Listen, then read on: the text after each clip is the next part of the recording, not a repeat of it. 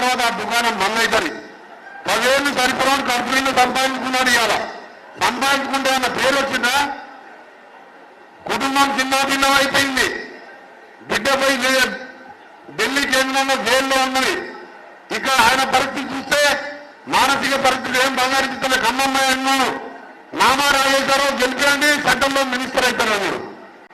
కేసీఆర్ గారు నేను ఒక్కటే అడుగుతున్నా, నువ్వు ఎన్డీఏలో ఉండవా, మా ఇండియా కూటమిలో ఉండవా? నీకు నామనాగిత కేంద్ర మంత్రి ఎట్లయితాడు? నువ్వు పోయినసారి నీకు రెండోసారి ముఖ్యమంత్రి అయినా 3 నెలలకి ఎన్నికలు జరిగితేనే 9 సీట్లు వచ్చాయి. నేను ఉత్తమ్ కుమార్ రెడ్డి, రేవంత్ రెడ్డి గెలుతున్నాం, బీజేపీ 4 గెలుతుంది. నీ గౌరవం లేదు. రోజు 100 మంది క్యాడర్ పోయి వేరే వాడు కాంగ్రెస్ లో జాయిన్ అవుతాను.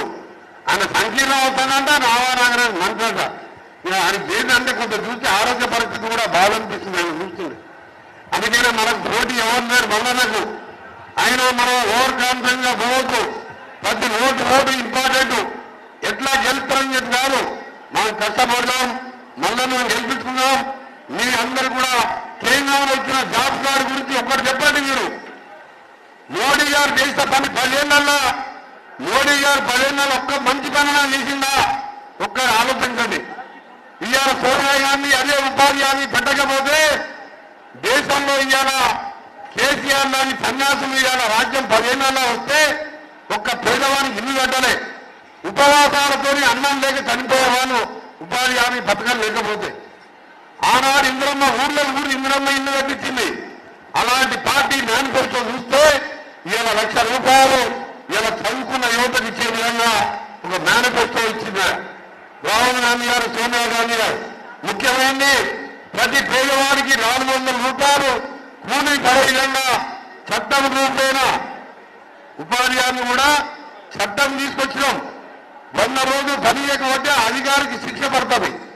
అలాంటి చట్టం రూపేణ 400 రూపాయలు కానీ, అలాగే సామాజిక న్యాయం కోసం జనగణన చేసి వెనుకబడే వర్గాలకు న్యాయం చేయాలని చెప్పి కట్టుబడిన పార్టీ కాంగ్రెస్ పార్టీ.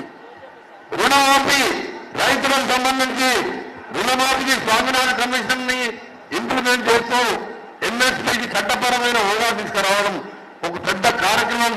ఆ రోజు మన్మోహన్ సింగ్ గారు 70,000 కోట్ల రుణమాఫీ చేస్తే ప్రతి రైతుకు 2 లక్షలు, 3 లక్షలు, 4 లక్షలు అంతా మాఫీ అయింది. 1 లక్ష రూపాయలు ప్రతి పేద కుటుంబానికి ఇచ్చే విధంగా. ఎందుకంటే కేంద్ర బడ్జెట్ ఎట్లా పెరిగిందంటే జిఎస్టీతో కానీ లక్షల కోట్ల ఆదాయం పెరిగింది. మన మోడీ గారు అంటారు హైదరాబాద్కి వచ్చి ఆర్ఆర్ ట్యాక్స్ అంట. మోడీ గారు ఆర్ఆర్ ట్యాక్స్ కాదు, 10 ఏళ్ళ నువ్వు చేసింది ప్రతి పేదవానికి 72 లక్షల కోట్లు కేంద్రంలో విదేశాల్లో నల్ల డబ్బు కానీ తీసుకొచ్చి ప్రతి కుటుంబానికి 15 లక్షలు ఇస్తున్నాం. 15 రూపాయలను ఇచ్చిందా?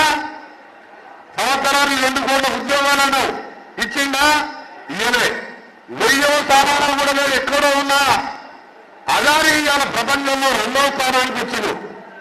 అమ్మాని దేశంలో ప్రపంచంలో మొదటి స్థానానికి వచ్చిండు. ఇది ఆర్ఆర్ ట్యాక్స్ కాదు. ఇవాళ ఏ ట్యాక్స్ అంటే అదాని అమ్మాని దేశ సంపదని వాళ్ళిద్దరికి దోచిపెట్టిన మోడీ గారు మా ప్రభుత్వం వచ్చి 3 నెలలైంది. ఈ బకాయిలు తీసుకొచ్చి 3,900 కోట్ల నగదు బడ్జెట్ ఇచ్చింది. జీతాలకు పైసలు లేవు. బ్యాంకులోకి 26,000 కోట్ల పైసలు జమ చేసి క్యాబినెట్ లో కూర్చొని 26,000 కోట్ల బ్యాంక్ అయితే కట్టాలి కదా. ఆయన కాళేశ్వరం మీద తీసుకొచ్చిండు, కట్టిండు, కూలిపోయిండు, అప్పైనా కట్టాలి కదా.